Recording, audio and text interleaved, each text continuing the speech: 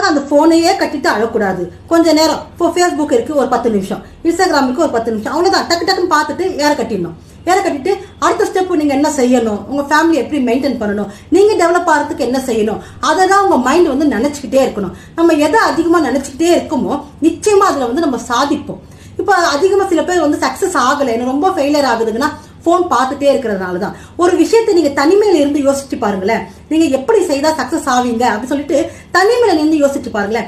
நிறைய ஐடியா வரும். இப்படி பண்ணா நல்லா போகும், அப்படி பண்ணா நல்லா போகும் அப்படின்னு சொல்லிட்டு நம்ம நிறைய ஐடியாங்கள் நிறைய வரும். அது வந்து முயற்சி செய்யலாம்.